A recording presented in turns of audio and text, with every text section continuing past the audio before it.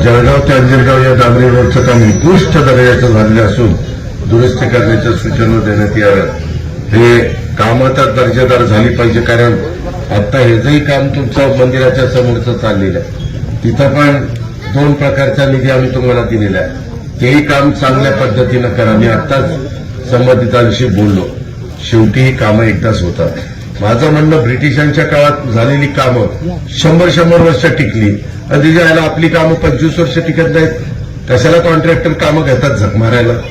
त्यांना कोण मागे लागले घ्या म्हणून काम करायचं तर चांगलं करा ना, नाहीतर अशांना काय यादीतच टाकणार राहिली, कुणाच्या पुढाऱ्याचं आहे का कुणाचं आहे काही बघणार नाही। मला काही त्याच्याशी घेणं देणं नाही। काम दर्जेदार, तुम्ही तुमचा प्रॉफिट कमवा, परंतु बाकीचं तर काम उंच दर्जेदार करून द्या। तिथं लोक दर्शनाकरता आली तर माझ्या माय माऊलींना, माझ्या पुरुष मंडळींना तिथं रामकृष्ण हरी म्हणता आलं पाहिजे, बसता आलं पाहिजे, थोडंसं समाधान त्याला वाटलं पाहिजे, एक वेगळ्या प्रकारचा आनंद त्याला त्या ठिकाणी मिळाला पाहिजे किंवा त्या माझ्या महिला भगिनीला मिळाला पाहिजे। या पद्धतीनं आपलं काम तिथं व्हावं, अशा प्रकारची काय झालं त्या मानाने आपलं मंदिर पण हे रस्ता झाला तो वर, हा रस्ता झाल्यावर आपला प्लॉट आलाय खड्ड्यात। खरं त्या काळामध्ये जरा उचलून घेतलं असतं तर ह्याची प्लेन्थ लेवल वगैरे जरा चांगली घ्या। कोण कॉन्ट्रॅक्टर होता ना आता इथं? हा, प्लेन्थ लेवल चांगली घ्या, कारण काय तू बघ तिथं ते जात असताना जरा जास्तीचं कोण बघणार? आमच्या जिल्हा परिषद बघणार, आम्हाला जिल्हा परिषदेला पण मी सांगतो, कारण आता आमचे गजानन पाटीलच सीईओ आहेत, त्याच्यावर मी तर आता काही काल परवाच मी 1-2 सस्पेंड करायला लावले चुका केल्या म्हणून। मी आता सगळ्यांच्या देखत सांगतोय, पुढे पुढाऱ्यांनी इथं लुडबुड करू नये, ढवळाढवळ करू नये, नाहीतर वाळू माझ्याकडनं घ्या, सिमेंट माझ्याकडनं घ्या, खडी माझ्याकडनं घ्या, मला काम द्या, हे असलं चालणार नाही।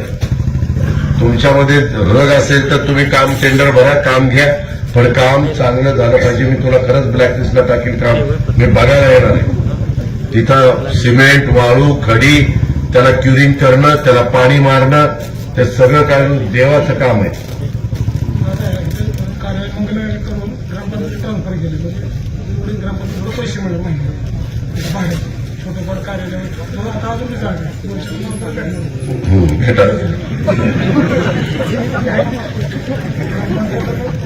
अशा वेळेस अजित पवार आठवतो आणि नको तेव्हा काय काय आठवतं कुणाला मला माहिती नाही। जाऊ द्या, आता त्या खोलात जायचं ना मला।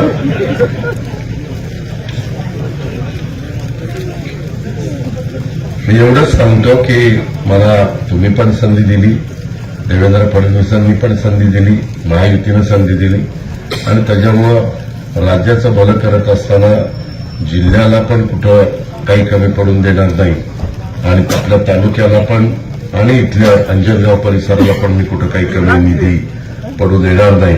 अजून आपली दोन्ही बाजूचे शेतकरी तयार आहेत, तयार असलं तर करील, नाहीतर सांगणारा सांगतो रस्ता तो पाहिजे, आणि त्याच्या तरी 1 गुंठा जमीन जात नाही, जमीन जात असते दुसऱ्याचीच। काय ज्याचं जातं ज्याचं जळतं त्याला कळतं। ती म्हणतो की याला माझं काय, ही कसं काय सांगतोय? त्याच्यावर रस्ता तर चांगला असलाच पाहिजे, त्याच्याबद्दल दुमत नाही। आता इथं धर्मराज पेटकर अजून किती सबस्टेशन आपण मंजूर केलेले? नारोळीला आहे, नारोळी नाही आता झालेली, मला 4-5 झालीत ना बारामती, मेरठचं एक झालं, करंजेचं होईल। ठीक आहे, मागे देखील आपण मोठ्या प्रमाणावर बारामती तालुक्यामध्ये लोड शेडिंग राहू नये, सुरळीत नियमित दाबाने वीज पुरवठा माझ्या